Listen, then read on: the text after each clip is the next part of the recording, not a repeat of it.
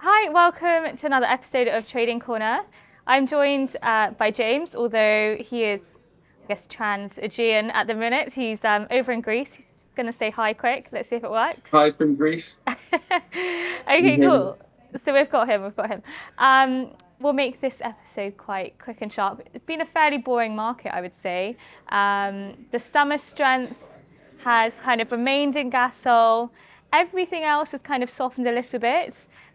Crude, I think, has been probably the most interesting, um, kind of pricing contract at the minute. So I'm just going to jump straight in with that. Um, so yeah, we've had, typically right now we should be running very hot on run rates, max utilization, etc., with where the margins are. The interesting thing that we had, I think, the spillover from the Israel-Iran war, I think a lot of people short covered a lot of their physical cargoes.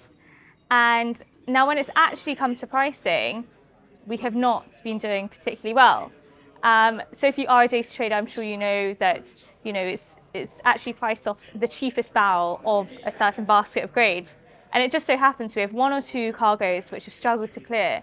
And it's really moved these diffs down from around 85, 90 cents to 33 cents. So it's quite an interesting time for crude because, if you were to take a step back and you'd look at the margins, you look cyclically where we are in the kind of the seasonality that crude's meant to be playing out to right now, you would expect really strong crude diffs, but we're just not seeing it in Europe. So it's quite an interesting time.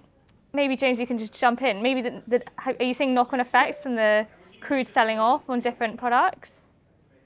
I'm not sure we're seeing it in the products, but I agree it is interesting because now is when margins are very good, particularly kind of diesel holding up the margin, and we should be seasonally out of peak turnaround. So now is when crude should be at max throughput through refineries, Yeah. and we're not really seeing the kind of the strength in crude markets that we might have anticipated, given that now is when probably that should be the tightest moment for the year on the crude side. For sure. So I think that is interesting, and I mean potentially we may be seeing weakness in a couple of products, like maybe naphtha, jet, gasoline struggling a bit. That potentially implies that the refineries are running hard, but what's also been extraordinary is the strength in diesel. So typically you build diesel, which is a very similar product to heating oil. You build it in the summer to then have it in tank for when you tend to draw in winter. And all the diesel spreads have been super strong. So they're implying that we've not built any diesel over the summer. So potentially that's going to lead into quite an interesting kind of Q4 for distillate because we're likely to have draws and we may not have the product. So it could be an interesting one to watch. Yeah, it's definitely, I mean, from the product side alone, it's been a bit of a balancing act from the looks of it. Diesel having all this strength, as you just mentioned, jet had to give a bit, naphtha had to give a bit. Even seasonally, where we are, we should have really good gasoline demand at the minute with peak driving season. Perhaps those cracks aren't doing as well as they have done in other cycles. So yeah, it's all down to the fact that diesel is holding up the whole barrel. But I think the interesting thing is, from my perspective at least, for dated, this week's pricing, next week's pricing, I can't name you one person that was short. So the fact that we've not only, not sold off, but we're not seeing anyone come in to defend these weeks is quite alarming. So everything is kind of, you've got the material for a very strong crude. It's just not getting there. There are a couple of cargoes, no one wants to touch them. Go on, James. And it's an interesting, like if you're saying that we're not that tight now. Yeah. When we head into October and we've got say 5 million barrels of refining capacity going offline into turnaround. I mean, it's quite. I mean, that could imply quite a sloppy crude market kind of towards the back end of the year, and when are people going to start seeing that and thinking about that? And I don't think it's that far off, but before potentially that starts getting priced. Yeah, I totally agree. I mean, we've got STEP Brent expiry in 2 days. And so, the next one we're looking at is October. So you're totally right. In 4 weeks' time, we are going to be actively discussing what's going to be happening to these oct crude barrels. But like geographically, maybe that's one is potentially a bit more interesting. I mean, a couple of weeks ago we had the suggestions that Chinese had bought quite a lot of Dubai linked crudes to fill into their SPRs. So they were buying, the purchasing they were doing was enormous. And we did see that filter in eventually to Dubai. So the Brent Dubai contract has sold off, I think, close to around 50, 60, 70 cents. So that crude did actually perform. The Dubai 1 month spreads around $1. It's very much, from the looks of it on the paper, a tight market. But now what it means is everything should really be facing into the east. With dated where it is, the dated Dubais are super low. You're going to be seeing these cargoes of 40s, Ecofisk, Johann Sverdrup, they're all going to be hitting Asia. We've got TI Midland also going to be hitting Asia, all because the Dubai benchmark is doing much better than these European and US grades. So we might see an uptick of kind of arb fixtures happening. But again, it all comes back down to the strength we're seeing in diesel. Why is Dubai doing so well? Well, it does produce a lot of diesel. The light sweet crudes of TI Midland, potentially some of the BF3T stuff, they're not so yielding. So we have also seen that in those dated Dubai contracts. But yeah, very interesting space. And also it's large. There's a large fuel oil cut as well in Dubai. So like, fuel oil relatively is now pretty strong as well. So that's probably helping. Fuel oil strong. I mean, we've got a very warm summer in the Middle East, which helps that kind of fuel oil demand as well. So yeah, those cracks do well. You're exactly right. So the products we're yielding off a Dubai crude, they're the ones that are doing well. So it does make sense that the Brent Dubai has kind of softened a bit. But where we go from here, I mean, in my opinion, at least, I think we have sold off enough to kind of re-incentivize buying coming in now. And we've had it a few times already this year where people try and pick the bottoms of when they're going to purchase crude, etc. They're not going to want to miss these dips with the margins where they currently are for this current cycle. In 4 or 5 weeks' time, when we're discussing October cycle, I think it's going to be a very different picture. But I do think that refineries or refiners, they should be looking at the dated curve and starting to pick up barrels here.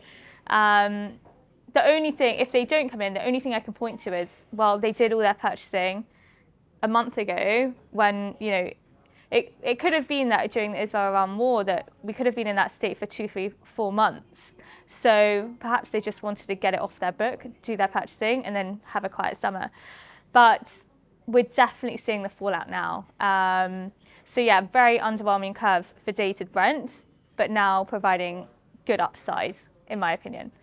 So yeah, that's it for the crude side. Anything else you want to touch on, James? I think the products, no, we've probably covered it. It's not, I don't think it's been, we're probably jinxing ourselves again and there's going to be some like imminent event, but I think it's been relatively quiet for products over the past couple of weeks. I mean, diesel's been particularly strong, but we've probably covered that in previous weeks. Yeah, the only other thing, I mean, we were talking a bit as a floor about flat price earlier, that has steadily trended up. So we're kind of back around $70 on the front Brent futures contract. Arguably, we're testing towards the highs given the current state of the crude market. But let's see, it feels like it's going to be quite a sleepy summer this year. And I think the market will come back in September and realize we should be a bit short of crude. As in we should be selling a bit more crude than into the run cuts. I think the timing on that's going to be interesting. So like when does the market, and I mean, and there's a lot of commentary on it as well. I think people maybe the point at which they start seeing the kind of the builds at the back end of the year and when do they then sell into futures contracts. Yeah. Especially if, all this Chinese purchasing has already been done, because last year we saw it actually for September barrels, I believe it was. So that kind of pulled up Q4 for dated, and then we subsequently sold off into December. But without that this year, I think it might be a tricky time for crude. But in the short term, I do believe that we're in an environment where we could have an uptick for the next couple of weeks, finish August in a kind of fairly balanced, let's say 50, 60 cents on the diff, and then we should start coming off again. But I do think we've probably sold off a bit too much in the prompt curve for now. And again, it was down to positioning. As I said, the whole market was long. There was no one left to buy, so it sold off quite spectacularly. But I don't think it will last. So leading into that, I mean, the trade idea for me into the next kind of 2 months, I think probably AugSep dated long should perform. It should perform as, margins are still okay. We're still not in turnarounds. And as I said, we've sold off a bit too much. The front Brent flies, so Oknov Deck, Nov Deck Jan, are a short for me, and at their levels of around 19-20 cents. So yeah, the two trades will probably do quite nicely together. Cool. And from my side, probably a bit boring, but so I've basically been long back end gasoline cracks, and trading the range on them a bit. So kind of buying towards like $3 a barrel on December 26th, and kind of trying to sell above fours, and that's been going quite well. I had been looking to sell diesel against that to essentially get long gasoline versus diesel next year. I'm holding off on that just because I've been extremely surprised by how strong front diesel has been over the summer.